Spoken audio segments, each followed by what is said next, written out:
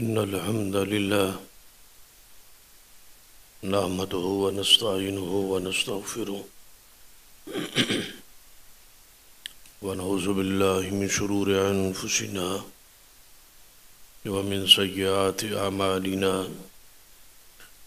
من يهد الله فلا مضل له ومن يضلل فلا هادي له أشهد أن لا إله إلا الله وحده لا شريك له وأشهد أن محمدا عبده ورسوله أما بعد فإن خير الحديث كتاب الله وخير الهدي هدي محمد صلى الله عليه وآله وسلم وشر الأمور محدثاتها وكل محدثة بدعة وكل بدعة ضلالة أما بعد فأعوذ بالله السميع العليم من الشيطان الرجيم من همزه ونفخه ونفثه بسم الله الرحمن الرحيم وما أرسلناك إلا رحمة للعالمين رب اشرح لي صدري ويسر لي أمري واحلل عقدة من لساني يفقهوا قولي رب زدني علما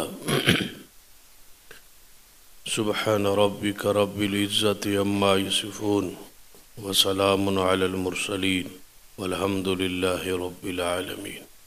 حضرات،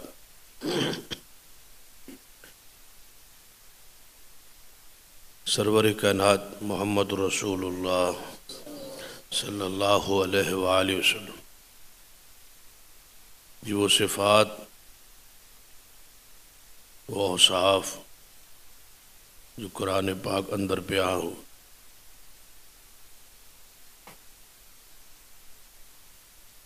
انہوں شو آبتا معروف وس رحمت للعالمین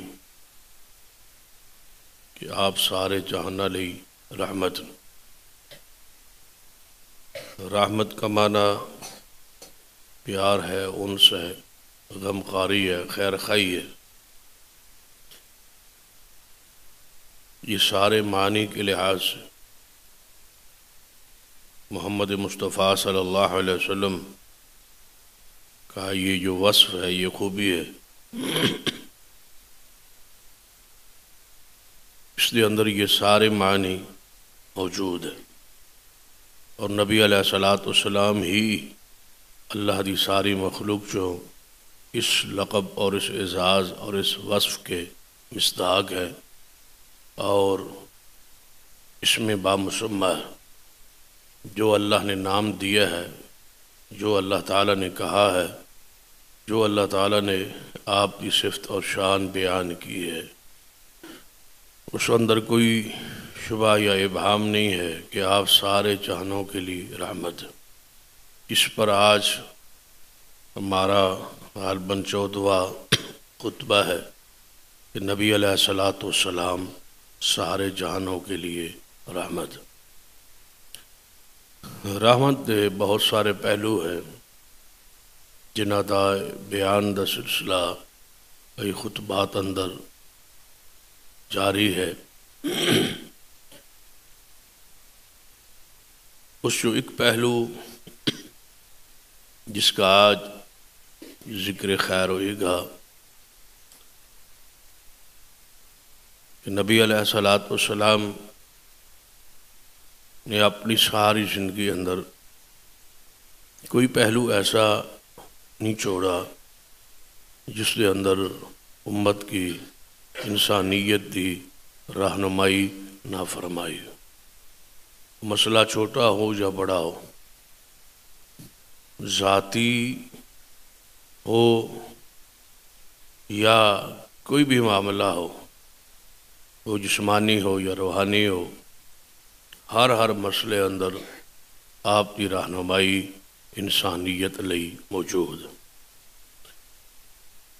افسوس اور کمی اس بات کی ہے کہ آپ کی رحمت سے، آپ کے دین رحمت سے، آپ کی سنت رحمت سے وہ فائدہ اٹھایا نہیں گیا جو آپ کا حق تھا اور جو ہماری ذمہ داری تھی، ہم اس ذمہ داری کو پورا نہ کر سکے۔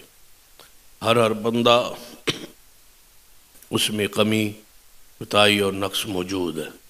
غیروں کا طریقہ، غیروں کی ثقافت، انہاں دی تہذیب ہمارے دل کو لگتی ہے، بھاتی ہے، لیکن سرور کائنات محمد رسول اللہ صلی اللہ علیہ وسلم انہاں دی سیرت اور انہاں دی سنت جو ہمارے لیے نمونہ بھی ہے اور آخرت کا نجات اور مغفرت کا سبب اور ذریعہ بھی ہے، ہم اس رحمت کو اپنے وجود پہ نہ لا سکتے۔ نبی علیہ الصلوۃ والسلام جنہوں نے میرے اور تواڈے لئی ایک قانون اور ضابطہ بنایا کہ کسی غیر قوم کی مشابہت نہ ہو، بلکہ ہر معاملے اندر آپ کی سنت، آپ کا طریقہ، آپ کا اسوہ، آپ کا نمونہ جو ہے، آپ کا حکم جو ہے، عامر جو ہے، اس نو اختیار کرندہ اللہ اور اس کے رسول صلی اللہ علیہ وسلم نے حکم فرمایا۔ حیرانگی ہے کہ کفار کی تہذیب اور کفار کی ثقافت وہ ہمارے پسندیدہ ہے، ہم اس کے پیچھے دوڑے ہوئے ہیں، بھاگ رہے ہیں، جس دے اندر دنیا اندر بھی اور آخرت اندر بھی ناکامی ہی ناکامی۔ مسلمان جس دے بارے ضمانت ہے قرآن اور احادیث اندر، گارنٹی ہے کہ کامیابی نصیب ہوئے گی، حضور دے طریقے اندر نجات ہوئے گی، رسول رحمت صلی اللہ علیہ وسلم دے طریقے اندر جنت مغفرت نصیب ہوئے گی، نبی علیہ الصلوۃ والسلام دے طریقے اندر اتنی آفر اور اتنی خوشخبری اور اتنی گارنٹی اور ضمانت تو بعد بھی اگر ایک مسلمان کفار کی تہذیب نو پسند کرے تو انتہائی باعث افسوس ہے۔ تو آئی سرور کائنات محمد رسول اللہ صلی اللہ علیہ وسلم آپ کی سیرت دا ہر پہلو میرے اور تواڈے لئی جو ہے وہ نمونہ ہے۔ تو آپ بھی ایک سیرت دا جو ہے وہ جمالاتی پہلو ہے، آپ کی خوبصورتی اور خوبصورت بننے اور رہنے اور اس کے لوازمات اور اس کے بارے میں سنت اور آپ کا دین کہ نبی علیہ الصلوۃ والسلام نے ہمارے لیے کس طرح رہنمائی فرمائی۔ یقیناً اس بات دے ہوتے اجماع اور اتفاق ہے کہ اللہ دی ساری مخلوق چوں خوبصورت محمد مصطفیٰ صلی اللہ علیہ وسلم، آپ جیسا حسین جو ہے اور کوئی نہیں۔ یہ آپ کے جسم کی، آپ کی صورت پاک کی کیفیت ہے، اس پر بہت ساری احادیث گواہ ہے، بطور دلیل پیش کیا جا سکتی ہے۔ جسم کی جو حالت اور کیفیت ہے کہ نبی علیہ الصلوۃ والسلام کی خوبصورتی کا جو عالم ہے، جو آپ کے جمال کا عالم ہے، کہ صحابہ کرام رضوان اللہ علیہم اجمعین نے اس نو بیان فرمایا۔ کسی نے آپ کی آنکھ کا تذکرہ کیا تو کسی نے آپ کے چہرے کی رونق کا اور روب کا اور طبطبہ کا اور ان کے حسن کا اور جمال کا ذکر کیا۔ وہ بڑی معروف حدیث ہے جو سیدنا جابر رضی اللہ تعالیٰ عنہ کے حوالے سے معروف ہے، جس دے اندر آپ نے حضور کا حسن جو ہے، جمال جو ہے وہ بیان فرمایا۔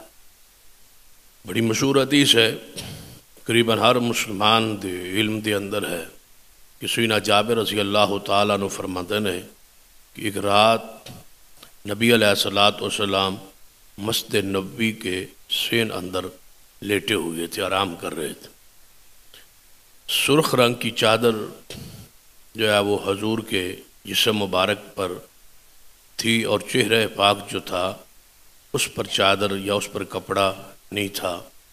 14ویں رات کا چاند پوری آب و تاب کے ساتھ روشن تھا۔ نبی علیہ الصلوۃ والسلام کے چہرے پر چاند کی جو چاندنی ہے وہ پڑ رہی تھی اور آپ کا چہرہ پاک چمک رہا تھا۔ تو آپ فرماتے ہیں کہ میرے دل ایک خیال پیدا ہو، اس طرح ہی میں آسمان دے چاند کو دیکھنے لگ گیا، ایک نظر چاند پہ اور ایک نظر رسول اللہ پر۔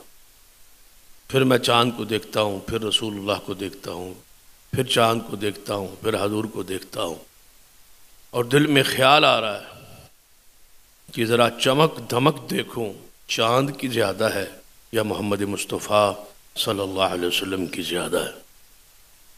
یہ صحابہ کرام رضوان اللہ علیہ مجمعین کی محبت ہے، یہ عقیدت ہے، یہ پیار ہے، اور جب تک یہ پیار نہ ہوئے اس وقت تک کوئی شخص مومن اور مسلمان نہیں ہو سکتا۔ غلط لوگ وہ کہتے ہیں جن کا یہ نظریہ ہے کہ یا جن کا یہ ایک عوامی پراپیگنڈا ہے کہ آل الحدیث نبی علیہ الصلوۃ والسلام کے حسن کو، جمال کو، ان کی شان کو اور ان کے ذات پاک کا، حلیہ مبارک کا تذکرہ و ذکر نہیں کرتے، بلکہ بعض لوگ یہ کہتے ہوئے معاشرے میں آپ کو نظر آئیں گے، آپ سنیں کہ آل الحدیث کے نزدیک رسول اللہ صلی اللہ علیہ وسلم نعوذ باللہ عام بشر ہیں اور ہمارے جیسے ہیں۔ اس سے بڑا جو ہے گمراہ کن پراپیگنڈا کیا ہو سکتا ہے؟ اس سے زہریلی بات اور کیا ہو سکتی ہے؟ اس سے بڑی ضلالت اور گمراہی اور کفر کیا ہو سکتا ہے کہ کوئی بندہ حضور کو اپنے جیسا سمجھے؟ نعوذ باللہ۔ حضور صلی اللہ علیہ وسلم اللہ کی ساری مخلوق سے احسن الخلق ہے، ساری مخلوق سے زیادہ خوبصورت ہے، ساری مخلوق سے زیادہ عزت والے، اکرم الخلق، افضل الخلق، احسن الخلق محمد مصطفیٰ صلی اللہ علیہ وسلم۔ حسن اور جمال کا ذکر ہو رہا ہے، اور اس پر ایک عجیب بحث محدثین کرام نے کی ہے کہ حضور کے چہرہ پاک کی جو حالت اور کیفیت تھی وہ بہت کم صحابہ نے بیان کی، بہت کم، چند صحابہ کرام رضوان اللہ علیہ مجمعین جنہاں دی تعداد انگلیوں پر گنی جا سکتی ہے، چند صحابہ ہیں جنہوں نے حضور کے حسن کا ذکر کیا، آپ کے چہرے کی کیفیت جو تھی، جو حسن تھا، جمال تھا، روب تھا، اس کا ذکر کیا۔ کیوں؟ کم نے کیوں بیان کیا؟ چاہیے تو یہ تھا کہ جس طرح صحابہ کرام آپ کی سیرت کو، آپ کی سنن کو، آپ کے طریقوں کو بیان کر رہے، حضور کے چہرے کے حسن کو، جمال کو بھی اسی کثرت کے ساتھ بیان کرتے، لیکن بہت کم صحابہ نے بیان کیا۔ اس کی وجہ جو محدثین نے لکھی ہے کہ حضور کے چہرے پر روب اور دبدبا اتنا تھا کہ کسی کو کچھ دیر کے لیے آنکھ بھر کے حضور کے چہرے کو دیکھنے کی سخت ہی نہیں ہوتی تھی، نگاہیں چکا لیتے تھے، حضور کو دیکھنا پھر نگاہوں کو چکا لینا، اور کسی کی کیفیت پوری کثرت کے ساتھ بیان اس وقت ہو سکتی جب بار بار دیکھے اور ٹکٹکی لگا کے دیکھے، لیکن ایسی ہمت ہی نہیں تھی، ادب سے، احترام سے، کرام سے نگاہوں کو چکا لیتے تھے صحابہ کرام رضوان اللہ علیہ مجمعین۔ ایسے ہی خطبے کے دوران بھی یہ کیفیت احادیث میں موجود ہے کہ چہرے کو جھکے ہوئے تھے، نگاہیں بھر کے دیکھنے کی ہمت نہیں ہوتی تھی، اور بعض دفعہ ایسا ہوتا ہے نا کہ چہرے میں تھوڑی سی آنکھ میں دیکھنے میں نظر میں تیزی آ جاتی، مجال ہے کہ وہاں تیزی کا تصور بھی ہو، نگاہوں کو جھکا لیتے تھے، اور اس طرح جھکائے ہوتے تھے کہ جیسے ان کے سروں پر پرندے بیٹھے، ایسے ہلے گا تو پرندہ اڑ جائے۔ اس ادب اور احترام اور اکرام کے ساتھ وہ نبی علیہ الصلوۃ والسلام کے پاس بیٹھتے تھے۔ تو یہ کیفیت جو سیدنا جابر بیان فرما رہے ہیں، یہ بھی رات کا سن رہا ہے، 14ویں رات کا چاند چڑھا ہوا ہے اور حضور آرام کر رہے ہیں، اس حالت کیفیت میں وہ حضور کو دیکھ رہے ہیں۔ فرماتے ہیں میں نے ایک نظر چاند کو دیکھا، دوسری نظر رسول اللہ کو دیکھا۔ اس طرح دیکھنے کے بعد فیصلہ کیا کرتے ہیں کہ چاند کی چمک اور دمک اس میں داغ اور چھائیاں نظر آ رہی ہے، لیکن رسول اللہ کے چہرے میں کوئی داغ نہیں ہے۔ حضور کا چہرہ چاند سے زیادہ خوبصورت ہے۔ چاند سے تشبیہ نہیں دی، یہ نہیں کہا چاند جیسا ہے، یہ بھی نہیں کہا کہ چاند جتنا ہے یا چاند جیسا ہے، یہ نہیں کہا۔ فرمایا چاند سے زیادہ خوبصورت ہے محمد مصطفیٰ صلی اللہ علیہ وآلہ وسلم۔ وہ چاند کا حسن اور جمال، وہ چمک و دمک نہیں ہے جو نبی علیہ الصلوۃ والسلام کے چہرے پاک کو اللہ تعالیٰ نے بخشی ہے، سب سے زیادہ خوبصورت۔ اور چہرہ پاک سے ہی پہچانے جاتے تھے کہ یہ شخص، یہ ہستی اللہ کا نبی ہے۔ چہرے کے اندر ہی اتنا روب اور دبدبا تھا کہ سیدنا عبداللہ بن سلام رضی اللہ تعالیٰ عنہ بارے آندے، وہ یہودیوں کے عالم تھے اور بڑے ہیبر تھے، یعنی بڑے علماء میں ان کا شمار تھا۔ یہودیوں کے جو ہیبر ہوتے ہیں، مفتی ہوتے ہیں، بڑے ہوتے ہیں، ان میں ان کا شمار تھا۔ ایک دن گھر بیٹھے حضور صلی اللہ علیہ وسلم نئے نئے مدینہ تشریف لائے، فرماتے ہیں میرے دل میں خیال پیدا ہوا کہ لوگ کثرت کے ساتھ حضور کے پاس جا رہے ہیں، کلمہ پڑھ رہے ہیں، مسلمان ہو رہے ہیں، میں تو پڑھا لکھا ہوں، عام آدمی تو نہیں ہوں، عالم ہوں، ہیبر ہوں، جانتا ہوں تورات کو، زبور کو، انجیل کو پڑھا ہوا ہے، تو ویسے ہی کیا حضور مجھے اپنا غلام بنا لیں گے، مسلمان بنا لیں گے؟ یہ کیسے ہو سکتا ہے؟ جا کے دیکھوں تو صحیح، زیارت تو کروں، دیدار تو کروں۔ فرماتے ہیں میں نبی علیہ الصلوۃ والسلام کے پاس صرف زیارت کے لیے، دیدار کے لیے، یا اس طرح سمجھو کہ تحقیق کے لیے، یا اس واسطے سمجھو کہ دیکھا تو صحیح آخر ماجرا کیا ہے، حقیقت کیا ہے۔ فرماتے ہیں میں گیا، جدو حضور دا چہرہ ویکھیا نا تو پھر خود ہی پکار اٹھے کہ یہ چہرہ کسی جھوٹے انسان کا نہیں ہو سکتا۔ جو جھوٹا انسان ہوتا ہے اس کے چہرے کی تو ہوائیاں اڑی ہوتی ہیں، جھوٹ بول بول کے چہرے پر نوست چاہیے ہوتی ہے، چہرے پر رونق ہی نہیں ہوتی۔ جھوٹا انسان تو چہرے سے بے نور ہوتا ہے، اور یہ اتنا نورانی چہرہ، اتنا خوبصورت چہرہ، یہ کسی جھوٹے انسان کا ہو ہی نہیں سکتا، اور یہی چہرہ کو دیکھ کر وہ دائرہ اسلام میں داخل ہو گئے، اسلام قبول کیا، صحابی رسول بنے، صرف آپ کے چہرے کے حسن کو، جمال کو، رحب کو اور نورانیت کو دیکھ کر یہ فیصلہ کیا کہ محمد مصطفیٰ صلی اللہ علیہ وسلم اللہ کے سچے نبی ہے، یہ جو جھوٹا چہرہ نہیں ہو سکتا۔ نبی علیہ الصلوۃ والسلام چہرے کے حسن اور جمال، اس پر تو بہت سارے شعراء نے پنجابی میں، اردو میں، عربی میں، فارسی میں، دیگر زندہ زبانوں میں حضور کی چہرہ پاک پر بہت کچھ بیان کیا، اشعار بیان کیے، حضور کی نعتوں کو بیان کیا۔ اس کا احاطہ ناممکن ہے، مشکل ہے کہ دنیا کے اندر جتنا کچھ آپ پر کہا گیا، جتنے آپ کے مرثیے آپ کی عظمت پر پڑھے گئے، اس کا احاطہ مشکل امر ہے۔ لیکن میں بات اس طرح بڑھانا چاہتا ہوں جو ہمارے موضوع سے متعلقہ ہے کہ آپ اتنے خوبصورت، لیکن اس کے باوجود نبی علیہ الصلوۃ والسلام نے ایک سیرت، حسن اور جمال کے باوجود ایک رحمت اور ایک سیرت امت کو بخشی ہے۔ اگر آپ وہ سنن ادا نہ بھی کرتے، وہ سنن نہ بھی بناتے، وہ طریقے نہ بھی بناتے، تو پھر بھی آپ حسین تھے، جمیل تھے، خوبصورت تھے، اور آپ کو ان چیزوں کی شاید ضرورت نہ تھی، لیکن اس کے باوجود نبی علیہ الصلوۃ والسلام نے کچھ ظاہری جمال کے لیے، کچھ ظاہری خوبصورتی کے لیے، خوبصورتی کو اور بڑھانے کے لیے، خوبصورتی کو چار چاند لگانے کے لیے، امت کو خوبصورتی سکھلانے کے لیے، امت کو ہر وقت جمال اور خوبصورتی میں رہنے کے لیے امت پر جو رحمتیں اور شفقتیں کی ہے محمد مصطفیٰ صلی اللہ علیہ وسلم نے، ان کا تذکرہ کرنا مقصود ہے۔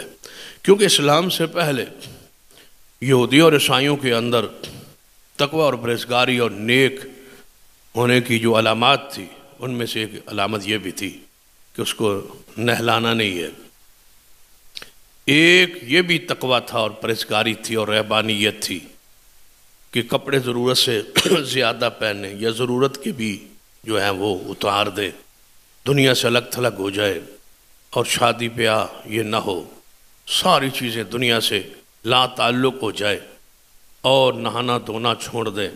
وہ مختلف، کوئی راہب تھا، کوئی ہندوؤں کے وہ جوگی تھے۔ اسی طرح آج اسلام کے اندر بھی دین کے نام پر ایسے عہدے اور مناصب ترتیب دیے گئے، گھڑے گئے۔ وہاں راہب اور جوگی ہوتے تھے، یہاں اسلام میں ملنگ اور مجذوب اور قلندروں کے نام پہ یہ ساری چیزیں اس دین کے نام پہ رواج دی گئی، اور ان کا ادب احترام و اکرام کیا گیا اور ان کی حوصلہ افزائی کی گئی۔ سرور کائنات محمد رسول اللہ صلی اللہ علیہ وسلم نے جو دین رحمت دی ہے، جو سنت رحمت دی ہے، اس میں وضاحت کی آپ نے کہ اسلام کے اندر یہ خشک دینداری بھی نہیں ہے، اور اسلام ساتھ ساتھ صفائی کا ترک کرنا اور جمال کا خیال نہ رکھنا یہ بھی اسلام نہیں ہے۔ نبی علیہ الصلوۃ والسلام نے ان ساری چیزوں کے باوجود کہ آپ حسین تھے، جمیل تھے اور ان چیزوں کے محتاج نہیں تھے، لیکن پھر بھی آپ نے امت پر رحمت اور شفقت کرتے ہوئے آپ نے امت کو زینت اختیار کرنے کا حکم دیا۔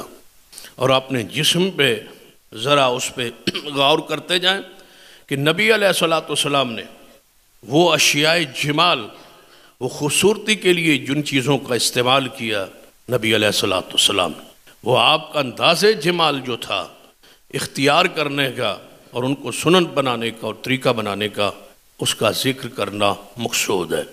انسان کا جسم کا جو اوپر سے نیچے کی طرف آغاز ہوتا ہے، وہ سب سے پہلے انسان کے سر کے اوپر بال ہے، تو آپ کے بال ان کے حسن اور جمال کا بھلا کوئی تیل یا کوئی خوشبو یا کوئی کنگا یا ان چیزوں کے محتاج نہیں تھے، لیکن اس کے باوجود یہ ساری چیزیں محمد مصطفیٰ صلی اللہ علیہ وسلم نے میرے اور آپ کے لیے سنت بنائی، مجھ پر اور آپ پر یہ رحمت کی ہے، پوری دنیا کے انسانوں پر رحمت کی ہے کہ آپ نے اپنے جسم کے بالوں کی حفاظت اور نگرانی، خوبصورتی اور اپنا جمال اس میں کیسے رکھنا ہے، کہ آپ نے بالوں کو ایسے ہی چھوڑ دیا۔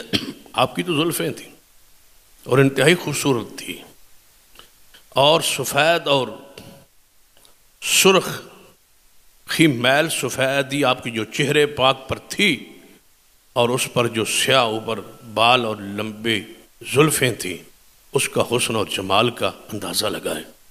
صحابہ کرام رضوان اللہ علیہ مجمعین نے بیان کیا ہے کہ نبی علیہ الصلوۃ والسلام جس طرح چاند کے آس پاس ہالہ دائرہ بن جاتا ہے محبوب کے بال اور داڑھی مبارک، اس طرح چہرے کے آس پاس ہالہ دائرہ بن جاتا تھا جس سے مصطفیٰ کا چہرہ خوبصورت محسوس ہوتا تھا۔ آپ کے بال مبارک، اس کے باوجود آپ نے اپنے بالوں کو سنوارا ہے اور سنوارنے کا حکم دیا ہے، بالوں کو گرد و غبار سے، گند سے بچانے کا حکم دیا ہے، بالوں کو ہر وقت بکھرے رہنے سے نبی علیہ السلام نے روکا ہے، منع کیا ہے۔ شخص نبی علیہ الصلوۃ والسلام کے پاس آیا، بال اٹے ہوئے ہیں اور گرد و غبار ہے بالوں میں، تو حضور نے فرمایا تو نے یہ کیا شکل بنائی ہوئی؟ وہ واپس پلٹا، بالوں کو سنوار کے آیا، تو نبی علیہ السلام نے فرمایا یہ ہے اسلام، یہ ہے بہتری، یہ ہے خوبصورتی، یہ ہے جمال، یہ ہے میرا دین، یہ ہے میری سنت، یہ میرا اسلام، کہ ہر وقت بال آپ کے بکھرے ہوں اور بالوں کو سنوارا نہ جائے۔ سنوارنے کے لیے حضور نے بالوں کو دھونے کا، اور دھو کر کے پھر اس کے اندر تیل لگانا حضور کی سنت مبارک ہے۔ حضور تیل مبارک لگاتے تھے، اور صحابہ کرام فرماتے ہیں تیل بعض دفعہ اتنا لگاتے کہ آپ اپنے بالوں پر کپڑا باندھ لیتے، کپڑا اوپر لپیٹ لیتے، اور کپڑا بھی ایسے محسوس ہوتا جیسا وہ تیل ہی تیل ہے، اس پر بھی تیل لگ جاتا۔ حضور علیہ الصلوۃ والسلام اپنے بالوں کو تیل کے ذریعے ان کو جمال اور خوبصورتی میں اضافہ کرتے تھے۔ یہ نبی علیہ الصلوۃ والسلام کی سنت ہے، یہ آپ کی رحمت ہے جو آپ نے امت کے لیے نمونہ چھوڑا ہے۔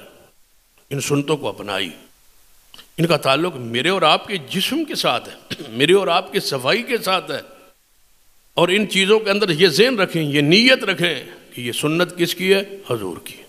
سنت آپ کی ہے، طریقہ آپ کا ہے، ثواب ملے گا، اجر ملے گا۔ پھر سمجھے بالوں کو سنوارنے کا بھی ثواب ہے، پھر تیل لگانا بھی ثواب ٹھہرے گا جب نیت میں مصطفیٰ کی سنت کی اتباع ہوگی۔ آپ کی سنت میں غرق ہو جائی، نجات اسی میں ہے۔ جتنا آپ کے قریب ہو جاؤ گے اور کوئی راستہ نہیں ہے کہ حضور کی قربت نصیب ہو سوائے اتباع کے۔ جتنی اتباع کرو گے، جتنی پیروی کرو گے، اپنے وضاقتہ میں، صورت میں، اپنے کپڑوں میں، اپنے لباس میں، اپنے معاملات میں، ہر چیز حضور جیسی بنانے کی کوشش کرو۔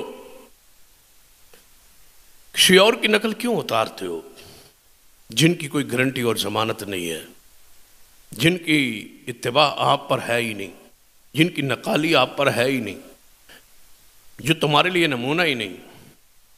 کہاں کوئی کمی ہے حسن میں، جمال میں؟ کائنات کے سب سے خوبصورت انسان ہے محمد مصطفیٰ صلی اللہ علیہ وسلم۔ آپ کو تو فخر ہونا چاہیے کہ ہمارے پاس آئیڈیل موجود ہے، ہمارے پاس رسول اللہ موجود ہے، آپ کی سنت، آپ کا طریقہ موجود ہے۔ دنیا تو میرا روی کا شکار ہے جن کا کوئی رہبر اور لیڈر ہی نہیں، کسی کا سیاست میں ہے اور کسی کا معاملات میں ہے، کسی کا کسی پہلو میں ہے۔ ہمارا تو وہ نبی ہے جس نے زندگی کے ہر پہلو میں اپنی امت کی رہنمائی کی ہے۔ تو ان کو لیں، ان کو فالو کریں، ان سے پیار کریں، ان سے اپنے تعلق کو جوڑیں، ان سے محبت کریں، ان سے عقیدت رکھیں۔ دنیا اور آخرت کی کامیابی اسی میں ہے۔ بال تو رکھنے ہی ہیں آپ نے، لیکن سنت کے مطابق رکھ لیں۔ کیا سنت سے ہٹنے میں کوئی ذوق ہے، کوئی شوق ہے، یا آپ نے ضد بنائی ہوئی ہے حضور سے کہ آپ کی سنت کو نہیں لینا یا آپ کے طریقے کو ہم نے نہیں لینا؟ بال ایک ایسے سر پر اللہ کی یہ نعمت ہے، ان سے پوچھیں جن کے بال نہیں، جن کے بال گر گئے ہیں ان سے پوچھیں۔ وہ مصنوعی بال لگوانے کے چکر میں ہیں، وہ وگ لگوانے کے چکر میں ہیں، جس پر رسول اللہ نے لگوانے والے پر لعنت کی ہے۔ جس کے ہیں نہیں وہ تلاش کر رہا ہے بال مجھے مل جائیں، وہ پریشان ہے، اور جس کے پاس ہے وہ اپنے بالوں کی حالت کیفیت کو خود بگاڑ رہا ہے۔ نبی علیہ الصلوۃ والسلام سر کے بالوں کی زلفیں آپ رکھتے تھے، اپنی کانوں کی لو تک بعض دفعہ اور لمبے فرما لیتے، بعض دفعہ کندھوں تک حضور علیہ الصلوۃ والسلام کے بال مبارک پہنچ جاتے۔ یہ آپ کی زلفیں تھیں جن کو خوبصورتی اور چمک تیل کے ذریعے حضور دیتے تھے، اور بہت ساری چیزیں اس کی قائم مقام ہیں جن کو آپ استعمال کرنے کا جواز، مطلب بالوں کا چمک ہے، دمک ہے۔ کسی ذریعے بھی کوئی تیل، کوئی ایسی چیز اس کو استعمال کریں جو حلال ہے، صاف ہے، ستھری ہے، لیکن اگر سنت تیل ہے، کسی چیز کا بھی تیل آپ لگا سکتے ہیں، زیتون کا ہے، سرسوں کا ہے، کوئی اور تیل جس سے بالوں کو چمک مقصود ہو، یہ سنت ہے حضور علیہ الصلوۃ والسلام۔ پھر تیل کے بعد اس کو اور حسن و جمال دیتے نبی علیہ الصلوۃ والسلام کنگھی مبارک کے ساتھ، حضور کنگھی فرماتے۔ یہ آپ کی سنت ہے۔ میں نے شروع میں یہ بات کہہ دی ہے کہ آپ ان چیزوں کے محتاج نہیں تھے، ویسے ہی حسین تھے، لیکن یہ ساری آپ پر رحمتیں ہیں، یہ ساری آپ پر حضور علیہ الصلوۃ والسلام کا طریقہ ہے آپ کے لیے کہ آپ بالوں میں کنگھی کیا کر۔ سیدنا ابو قحافہ رضی اللہ تعالی عنہ، یہ باپ ہیں سیدنا صدیق اکبر رضی اللہ تعالی عنہ۔ جب حضور علیہ الصلوۃ والسلام مکہ مکرمہ دے اندر فاتح کی حیثیت سے داخل ہوئے تو سیدنا صدیق رضی اللہ تعالی اپنے باپ کے پاس گئے۔ مکہ میں ابو قحافہ تھے اور بوڑھے تھے، بال سفید ہو گئے، پوری سفیدی تھی، سر میں داڑھی میں پوری طرح سفیدی ان پر چھائی ہوئی تھی۔ صدیق گھر گئے اور اپنے ابا جی کو ملے اور لے کے حضور کے پاس آ رہے ہیں کلمہ پڑھانے کے لیے، مسلمان کرنے کے لیے۔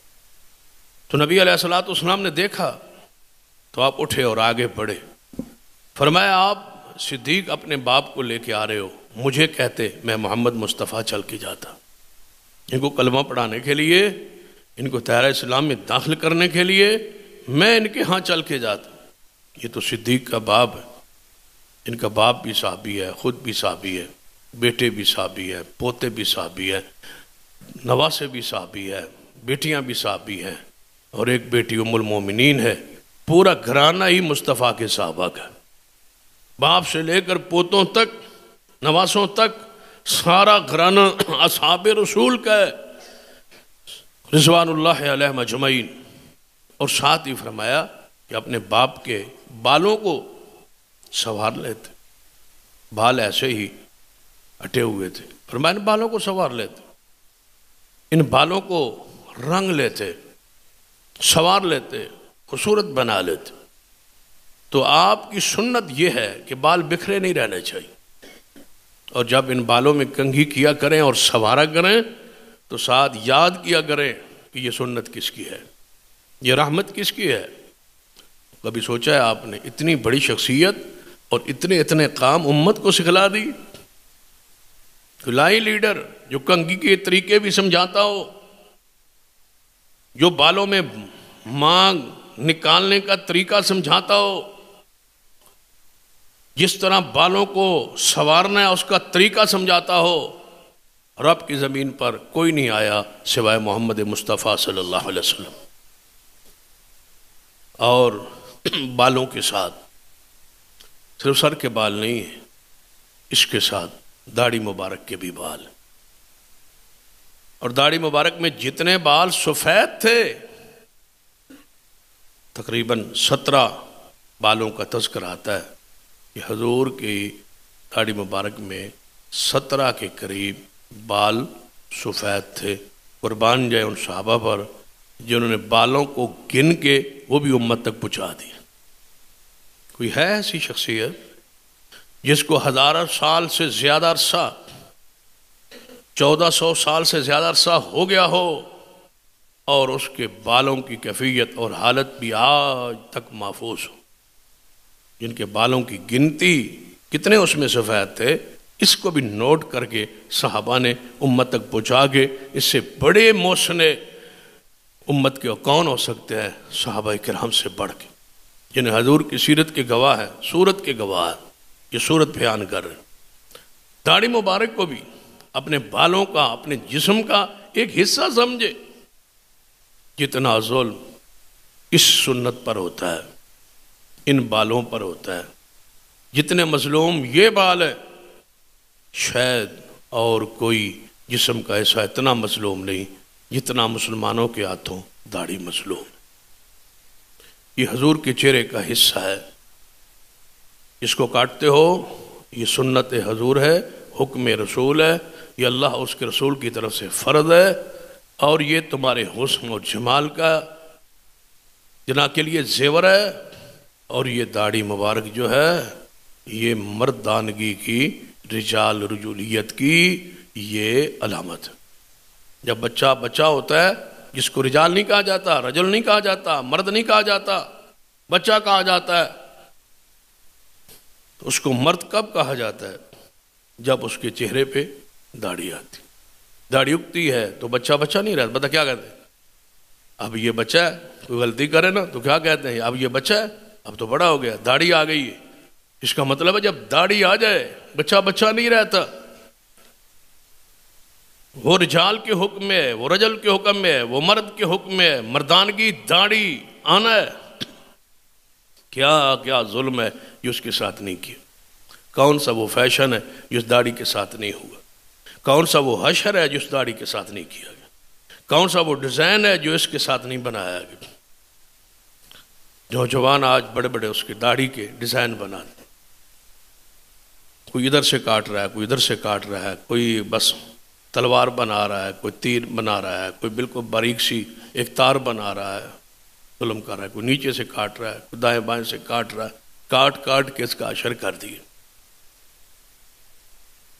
نبی علیہ الصلوۃ والسلام نے کہ حسن کا یہ اندر یہ داخل ہے، چہرے کی چمک کا ذریعہ داڑھی ہے، چہرے کے روب کا ذریعہ داڑھی مبارک۔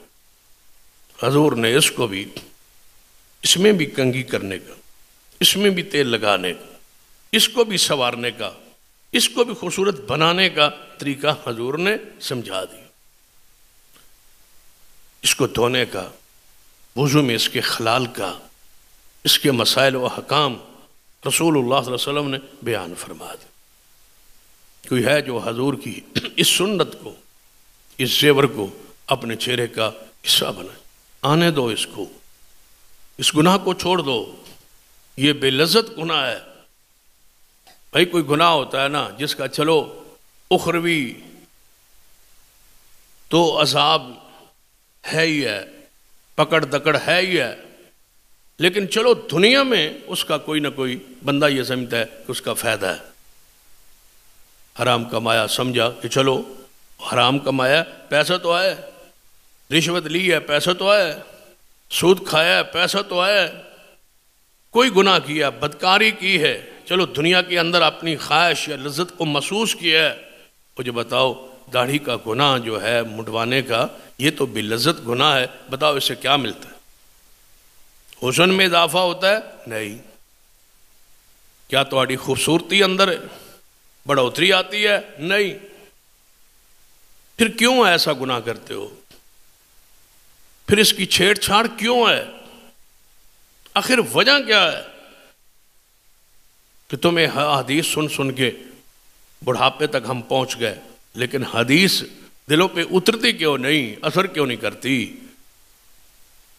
کیا ہمارا دل سیاہ ہے، زنگ آلود ہے؟ کیا ہمارے اوپر گناہوں کا بوجھ ہے؟ کیا ہمارا دل سخت ہو گیا ہے؟ کیا دل اور دماغ پر قرآن اور حدیث اثر نہیں کر رہا؟ معاشرے کی نحوست کے اندر اتنے کھو گئے ہو؟ کون سے وہ لوگ تمہیں پسند آ گئے جن کے طریقوں کو، جن کی حیت اور صورت کو تم نے اپنے اوپر لاگو کر لیا؟ دنیا میں کوئی اہل تقویٰ تو ایسا نہیں گزرا۔ صدیق و عمر، عثمان و علی کی داڑھیاں مبارک تو تھی،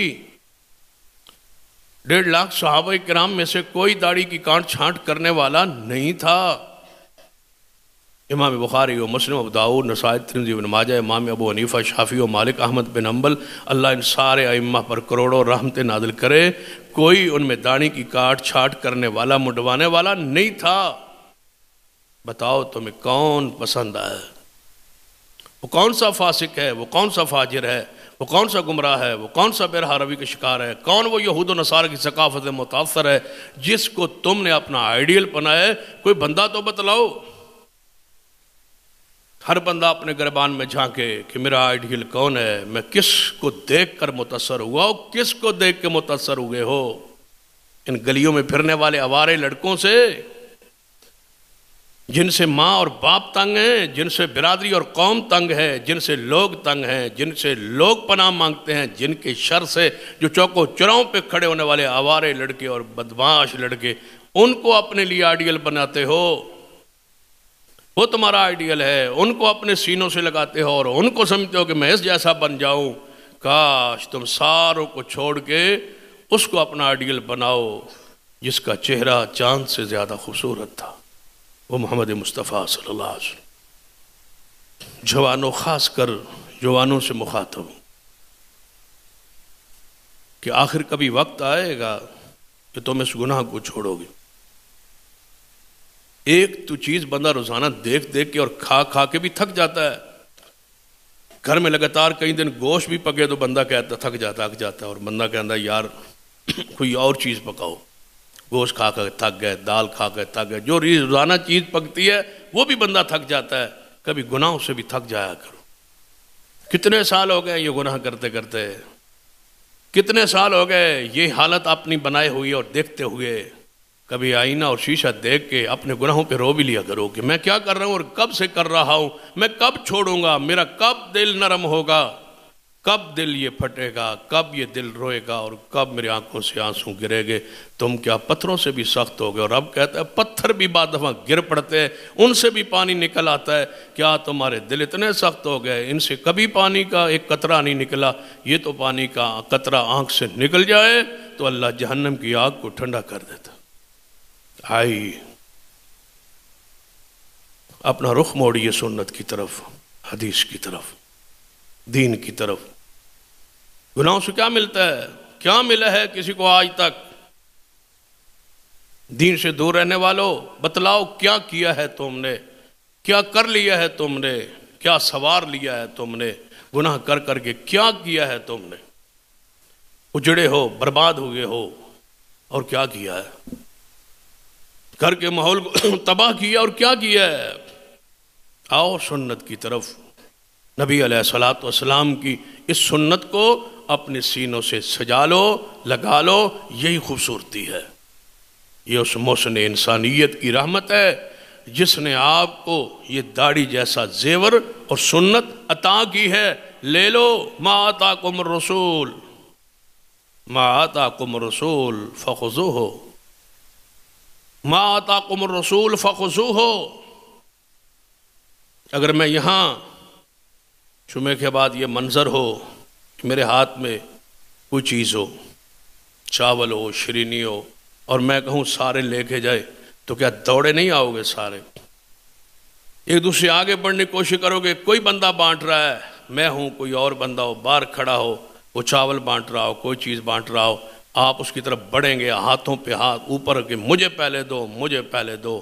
اگر کوئی دنیا کی چیز ملے تو لینے کے لیے آگے آگے دوڑتے ہو، لپکتے ہو، تو میں کیوں نہ کہوں کہ ہم تقسیم کر رہے ہیں۔ ما آتاکم الرسول، رسول کی سنتوں کو تقسیم کر رہے ہیں۔ کوئی ہے جو لینے والا ہو؟ فخذوہ، کوئی ہے اس کو پکڑنے والا؟ کوئی ہے اس کو لینے والا؟ تمہارے دلوں تک یہ آواز کیسے پہنچے؟ کیسے جھنجھوڑے تمہارے دلوں کو، اور کیسے وہاں آواز یہ صدا یہ پہنچے؟ کاش تم اس اہمیت کو جانتے ہوتے جس اہمیت اور شان کے ساتھ اللہ نے مصطفیٰ کو بھیجا ہے۔ کاش وہ تعلق آپ کا حضور کے ساتھ ہوتا۔ صحابی رسول ہیں، نبی علیہ الصلوۃ والسلام نے ان کو دیکھا، وہ جا رہا ہے۔ نبی علیہ الصلوۃ والسلام نے دیکھا اس کے بال بہت زیادہ لمبے پیچھے کے کندھوں سے نیچے لٹک رہے، اور شلوار ٹخنوں سے نیچے جا رہی۔ حضور نے دیکھا تو آپ نے فرمایا کاش یہ بندہ اچھا ہے جو جا رہا ہے، یہ اچھا انسان ہے۔ کون اچھا کہہ رہا ہے؟ محمد مصطفیٰ صلی اللہ علیہ وسلم۔ لیکن کاش یہ اپنے بالوں کو ٹھیک کر لیتا، کاش یہ اپنے شلوار کو، تہبند کو ٹخنوں سے اوپر کر لیتا، تو یہ بندہ اچھا تھا۔ خود نہیں سنا، کسی نے جا کے بتلایا کہ تیرے بارے حضور یہ کہہ رہے تھے۔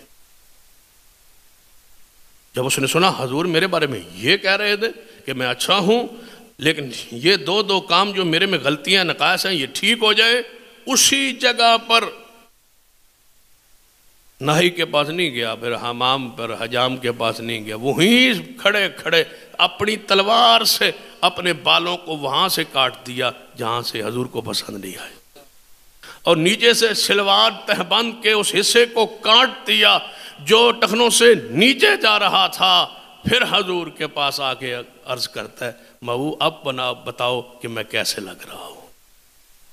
یہ ہے ادا، یہ ہے وہ سنت، یہ ہے وہ طریقہ، یہ ہے اتباع، یہ ہے طریقہ، یہ ہے کلمہ پڑھنے کا حق۔ کلمہ حضور کا، اطاعت کسی اور کی کیوں؟ پھر اطاعت کس کی؟ کسی امام کی نہیں، بزرگ کی نہیں، اطاعت کس کی کر رہے ہو؟ شیطان کی۔ بات شیطان کی مانتے ہو، کلمہ حضور کا پڑھتے ہو، وہ دشمن ہے تمہارا۔ ایک بندہ ایک تمہارا دشمن ہو، اور وہ گلی میں کھڑا ہو جائے، گلی میں کھڑے ہو کے وہاں سے تمہارا باپ گزرے یا تمہاری ماں گزرے یا تمہاری دادی اور نانی گزرے، اس کو وہ پکڑ لے اور اس کے کپڑے اتار دے، مجھے بتاؤ کبھی پھر اس کو معاف کرو گے؟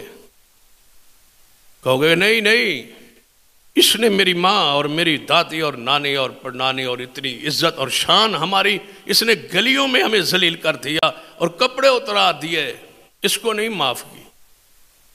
جانتے ہو جس کی بات مان رہے ہو وہ شیطان ہے، اس نے کس کے کپڑے جنت میں اتروا دیے تھے؟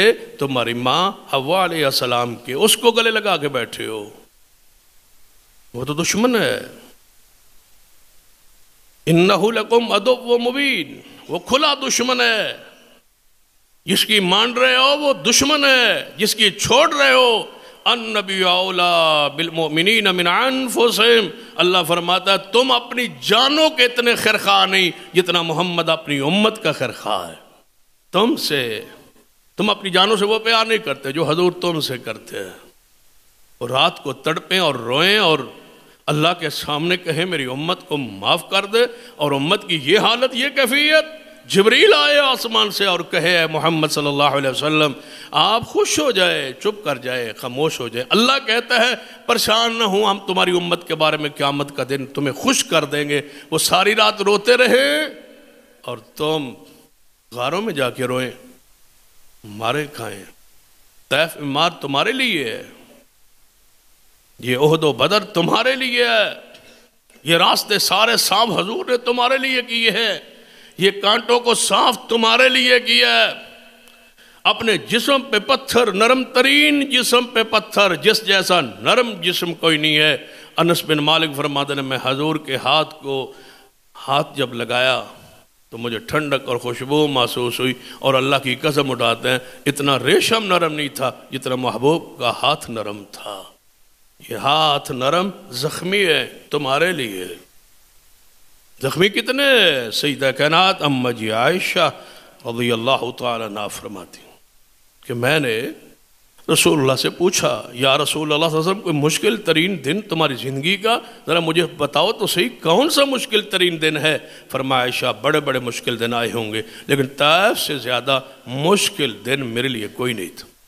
وہ مجھے مارتے تھے، میں بیٹھ جاتا تھا، میرے جوتے مبارک خون سے بھر جاتے تھے، اور جوتی مبارک کے ساتھ نالین پاک کے ساتھ میرے پاؤں چمٹ گئے تھے۔ پھر وہ مغلوں سے پکڑ کے مجھے اٹھاتے اور پھر آگے چلاتے اور پھر پتھر مارتے۔ یہ حالت اور یہ کیفیتی کس کے لیے؟ معصوم نبی ہے، کس کے لیے؟ آپ کے لیے۔ احسان کے بدلے دے رہے ہو، ان آنسوں کا یہ بدلہ ہے کہ تم کافروں کے طریقے کو اپناؤ۔ حضور علیہ السلام کے طریقے کو اپنائیے، اختیار کیجئے۔ محمد مصطفیٰ صلی اللہ علیہ وسلم تمہارے دروازے پر دستک دے رہے ہیں۔ ما آتاکم الرسول فخذوہ واعفوا عنہ، میں دے رہا ہوں لے لو، معاف کرو، اس بالوں کو، داڑھی کو معاف کرو، یہ حضور کا حکم ہے۔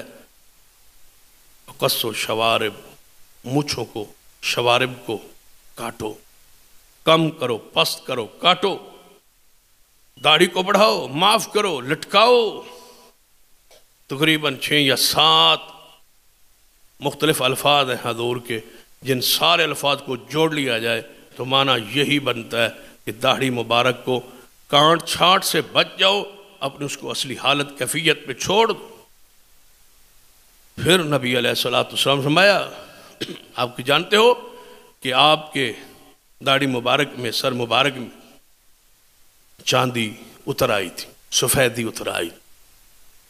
پھر آپ نے اپنے اس چاندی کو، سفیدی کو سنہری تاروں میں اور سنہری رنگ میں اور مہندی میں رنگا محمد مصطفیٰ صلی اللہ علیہ وسلم، اور فرمایا یہود و نصارہ نہیں رنگتے، تم رنگو اپنے بالوں کو، کالے سے سیاہ رنگ سے اجتناب کرو۔ بعض علماء نے سیاہ رنگ کے بالوں کو سیاہ رنگ رنگنے سے جواز دیا ہے، یاد رکھے ہم اس جواز سے متفق نہیں ہیں۔ جن علماء نے بالوں کو سیاہ کرنے کا جواز اختیار کیا ہے، ہم ان کے اس فتوے سے اور ان کے دلائل سے اور ان کے جواز سے مطمئن نہیں ہے۔ ہم داڑھی کو رنگنے کا سنت سمجھتے ہیں، مستحب سمجھتے ہیں، اولا سمجھتے ہیں، بہتر سمجھتے ہیں، لیکن داڑھی کو سفید رکھنے کو جائز سمجھتے ہیں، رنگنے کو بہتر اولا سمجھتے ہیں، لیکن ساتھ ہی سیاہ رنگ سے بچنے کو لازم سمجھتے ہیں، بچنے سے بچنا چاہیے، اور مہندی کے رنگ میں رنگنا چاہیے، سیاہ رنگ نہ ہو۔ وہ جو رحمت حضور نے دی ہے، جب حضور نے سیاہ اپنے بالوں کو نہیں کیا، مہندی سے رنگا ہے، بسمہ سے رنگا ہے، سنہری کیا ہے، تو ہم کیوں وہ رنگ کریں جو حضور نے نہیں کیا؟ جسے حضور نے بچنے کا حکم طریقہ سمجھایا ہے، زیادہ سے زیادہ کسی نے جواز ہی پیش کیا ہے نا، تو ہم نہیں ہیں جواز سے متفق۔ جب حضور نے اپنے رنگ مبارک داڑھی مبارک کو سرخ کیا ہے، سنہری کیا ہے، داڑھی سے اس کو رنگا ہے، تو ہم اسی کو سنت سمجھتے ہیں جیسے حضور نے کیا ہے۔ یہی طریقہ ہے۔ بالوں کے بعد جسم کا، سر مبارک کا، حسن کا، جمال کا کے لیے بہت بڑی نعمت آپ کے چہرے پر آنکھ ہے۔ آؤ اس عضو کی طرف آتے ہیں، آنکھ کی طرف آتے ہیں۔ یہ اللہ کی نعمت ہے، جس کی آنکھ نہیں ہے اس سے پوچھو، جو اس نعمت سے معروم ہے اس سے پوچھو۔ اور آپ ہمارے سامنے ہمارے قاری صاحب آنکھوں سے معروم ہے، بیٹھے ہیں، ان سے پوچھو آنکھ کی نعمت کی حیثیت کیا ہے۔ اور اگر آپ جمعے کے اندر ایک لمحہ ایسا ہوتا ہے جس میں جو دعا کیجئے اللہ قبول کر لیتا ہے، دعا کریں اللہ قاری صاحب کو آنکھ جیسی نعمت عطا کر دے۔ اللہ ہر اس بندے کو جو آنکھ سے معروم ہے، اور میں کبھی کبھی سوچتا ہوں اور دیکھتا ہوں، غور کرتا ہوں اس آنکھ نعمت پہ تو بڑی حیرانی ہوتی ہے۔ بچہ ایک پیدا ہوا آنکھ سے محروم ہے، بڑا ہوا آنکھ سے محروم ہو گیا، وہ کتنا اپنے آپ کو معذور سمجھتا ہوگا، جس کے سامنے ماں بیٹھی ہے لیکن ماں کی صورت کو نہیں دیکھ سکتا، باپ بیٹھا ہے باپ کی صورت کو نہیں دیکھ سکتا، اولاد بیٹھی ہے اولاد کی صورت کو نہیں دیکھ سکتا۔ اللہ تعالیٰ رحمت کرے تو جب وہ بیت اللہ میں پہنچے تو اس وقت محسوس ہوتا ہے جب بیت اللہ کو نہیں دیکھ سکتا۔ لیکن ایک شرف بھی ہے، ایک وقار بھی ہے، اور اس وقار کا ذکر حدیث میں ہے۔ رسول اللہ فرماتے ہیں جب قیامت والے دن دنیا میں اندھا رہنے والا شخص، نبینا رہنے والا شخص جب قیامت والے دن آئے گا نا، تو اللہ تعالیٰ فرمائے گا کہ اے میرے بندے جا جنت میں داخل ہو جا، تجھے میں نے دنیا میں آنکھ کی نعمت سے محروم رکھا اور آج تجھے جہنم میں دھکیل دوں، یہ میری غیرت اور رحمت گوارا نہیں کرتی، جا میری رحمت سے جنت میں داخل ہو جا۔ یہ رحمت بھی ہے اس لحاظ سے، اس معذوری پر صبر بھی ہے، جس کا بدلہ اجر جنت کی صورت میں۔ تو ذرا غور کرے، آنکھ، حضور کی آنکھ انتہائی خوبصورت تھی۔ صحابہ کرام نے آنکھ کے حسن کو، جمال کو محدثین شارحین حدیث نے بیان کیا ہے۔ خوبصورتی کے باوجود حضور نے اس میں مزید حسن کو دوبالا، جمال، خوبصورتی پیدا کرنے کے لیے آنکھ کے لیے حضور نے سرما امت کے لیے تجویز کیا ہے۔ محتاج نہیں تھی، بعض علماء نے لکھا ہے کہ آپ کی آنکھیں سرمگی تھیں، ایسے محسوس ہوتا جیسے سرما نہ بھی ڈالے تو سرما ڈالا ہوا ہے، اس کے باوجود سرما ڈالتے تھے۔ آپ نے فرمایا سرما ڈالنے سے آنکھ روشن رہتی ہے، آنکھ روشن رہتی ہے، نگاہ روشن رہتی، نگاہ محفوظ رہتی، گرد و غبار سے محفوظ رہتی، پلکوں کی بڑھوتری کا سرما کے ذریعے اضافہ ہوتا، پلکیں بڑھتی ہے، اس کے بال بڑھتے خوبصورتی محسوس ہوتی ہے، اور حضور عصمت سرما جو تھا وہ ڈالتے تھے۔ صحابہ کرام فرماتے ہیں 3 سلاخیں ہر آنکھ میں ہر رات حضور ڈال کے سوتے تھے۔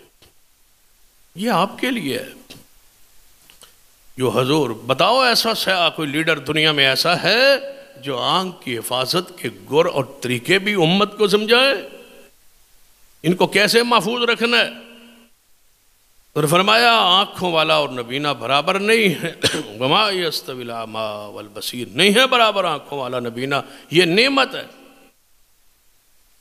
فرمایا جب وہ اللہ جس نے تمہاری 2 آنکھیں بنائی ہیں، ولسانا وشفتین ولسانا وشفتین، زبان اور ہونٹ بنائے اور آنکھیں بنائی، یہ اللہ کی نعمت ہے، اس کی حفاظت کیجیے، اس کی قدر کیجیے، اس کو سرمے کے ذریعے حسن دیجیے، جمال دیجیے، یہ محبوب کی رحمت ہے، اس رحمت کو اپنے عمل میں لائی، نگاہ محفوظ رہے گی۔ لیکن یاد رکھنا اصل آنکھ کا جو اس کی حفاظت ہے، نگرانی ہے، اصل جو اس کا زیور ہے وہ سرمے کے ساتھ ساتھ حیا ہے۔ حیا نہ ہو تو اس آنکھ کی کوئی قیمت نہیں، اس کو قیمتی بنائی، یہ اللہ کی نعمت۔ اس آنکھ سے ایک دن آئے گا حوض کوثر پہ حضور کی زیارت ہوگی، اس آنکھ سے جب جنت میں سارے جائیں گے انشاءاللہ تو اللہ کا دیدار ہوگا۔ یہی وہ نعمت ہے آنکھ جس سے ہم نے اللہ کو دیکھنا ہے۔ کہیں ایسا نہ ہو کہ اس آنکھ کی براہ روی اور بد چلنے سے اس کے دیدار سے محروم نہ ہو جاؤ۔ جنت میں دیدار ہوگا اللہ کا، جنت میں حوض کوثر پہ دیدار ہوگا ہمیں محمد مصطفیٰ صلی اللہ علیہ وسلم کا، اور اللہ ایسے بھی رحمت کر سکتا ہے کہ ہم سوئے ہوئے ہوں اور نیند میں خواب میں دنیا کے اندر ہی حضور کی زیارت نصیب ہو جائے۔ تو یہ آنکھ نعمت ہے، اس کو ہم کس کس چیز کو دیکھتے ہیں، اچھائی کو، برائی کو، فائدے اور نقصان کو اس آنکھ سے دیکھ کے فیصلہ کرتے ہیں، پہچانتے ہیں۔ اس سے بڑی نعمت کیا ہو سکتی، اس کی قدر کیجئے اور اس کے اندر حیا اور ادب اور احترام پیش کیجئے۔ حضور نے فرمایا جو بندہ کسی مکان کے چھت پہ چڑھ کے، جس طرح یہ فروری میں بسنت مناتے ہوئے بسنتے لوگ مکانوں کی چھتوں پر جو ادھر ادھر دیکھتے ہیں، پتہ ہے اس کا وبال کیا ہے؟ حضور فرماتے ہیں جو کسی کی طرف آنکھ کسی کے گھر میں جھانکتا ہے اور آگے بندے کو غیرت آئی، غصہ، اس نے پتھر دے مارا، اس کی آنکھ نکل گئی، حضور فرماتے ہیں کوئی گناہ نہیں۔ اس آنکھ کی قدر و قیمت حیا کے ساتھ۔ ویسے کسی کی لڑائی میں ظلمن کسی کی آنکھ نکال دی جائے تو 50 اونٹ دیت ہے، بندہ مار دے تو 100 اونٹ، آنکھ نکال دے تو 50 اونٹ، نصف بندہ یعنی ختم ہو گیا اگر ایک آنکھ ختم ہو گئی۔ لیکن یہ اس وقت ہے جب اس میں حیا ہو۔ حضور نے کیا فرمایا؟ جب کسی غیر عورت پہ اچانک نظر پڑ جائے اپنی آنکھ کو نیچے کر لو۔ یہ حضور نے اس آنکھ کا حق یہ سکھایا ہے۔ فرمایا یہ جو نظر ہے نا، یہ جو آنکھ ہے، جب کسی پر پڑے تو فرمایا ماشاء اللہ لا قوت الا باللہ، یہ الفاظ ایسے کہو تاکہ اللہ تمہاری نظر کی تیزی سے، نظر بد سے اس کو محفوظ فرمائے۔ یہ چیر دیتی ہے یہ نظر۔ اپنے آپ کو، اپنی نعمتوں کو، اپنے انعامات کو، جو کچھ اللہ نے آپ کو دیا ہے اس کا سر عام ذکر کرنے کی کوئی ضرورت نہیں، اس کو چھپاؤ، لوگوں کی حسد کی نظر سے اور بد نظر سے اپنے آپ کو محفوظ رکھو۔ یہ حکم ہے، یہ حضور کی حدیث ہے، یہ حضور کی رحمتوں میں سے رحمت ہے۔ مایا یہ چند لمحوں میں اونٹ کو ہانڈی میں پہنچا دیتی، یہ آنکھ اتنی تیز ہے، نظر بد سے دوسرے بندے کو محفوظ رکھو۔ اور اگر تمہاری نظر کسی کو لگ جائے تو پھر حضور نے یہ نہیں فرمایا کہ آپ اس کو چھپا لیں، نہیں، اس کو بتلائیں کہ میری نظر اس تجھے یا تمہاری فلاں چیز کو میں نے دیکھا تھا، میری نظر لگ گئی۔ بتانے کا یہ فائدہ ہوگا کہ اس کو پتہ چل جائے گا کہ اس وجہ سے یہ ہوا ہے، تو پھر آپ اس کو وضو کر کے دیں، خود وضو کرے اور وضو کا استعمال شدہ جو پانی ہے وہ نیچے ٹپ رکھے، وہاں وضو کرے، وہ وضو والا پانی اس کو دے دیں. جو بیمار ہوا ہے، نظر سے جانور ہے یا انسان ہے، اس پر ڈالیں گے، اللہ اس نظر بد کے شر سے اسے بچا لے. یہ سنت حضور نے علاج بھی بتا دیا. میں کیوں نہ کہوں وَمَا أَرْسَلْنَاكَ إِلَّا رَحْمَةً لِلْعَالَمِينَ، سارے جانوں کے لیے آپ رحمت ہیں. محمد مصطفیٰ صلی اللہ علیہ وسلم، آنکھ کو عصمت سرمے کے ساتھ اس کے حسن کو، جمال کو بڑھائیے اور اپنی نگاہ کی پاکیزگی کی حفاظت کیجیے. نگاہ کے بعد نبی علیہ السلام، یہ آنکھ کے بعد ذرا آتے ہیں نبی علیہ السلام کی سنت. چہرے پر آپ کے منہ میں 32 دانت، ان دانتوں کے احکام و مسائل پڑھیے، ان کو صاف ستھرا رکھنے کے طریقے اور گر محمد مصطفیٰ صلی اللہ علیہ وسلم سکھائے. اور اس کا دور میں اس کا ذریعہ آپ نے مسواک کو قرار دیا ہے. السواک مطرۃ للفم، مسواک منہ کو صاف کرتی، منہ کو پاک کرتی ہے، صاف کرتی، اور منہ کو صاف رکھا کر. اس لحاظ سے بھی اس سے آپ نے نماز پڑھنی، اور اس لحاظ سے بھی کہ اس سے آپ نے اللہ کا ذکر کرنا ہے، قرآن پڑھنا ہے، اور اس لحاظ سے بھی کہ اس منہ سے ایک خوشبو اور معطر ترین ایک عبادت آپ کے منہ سے ہوتی ہے، جس کا تعلق ہی منہ سے ہے. وہ پتہ ہے کون سی ہے؟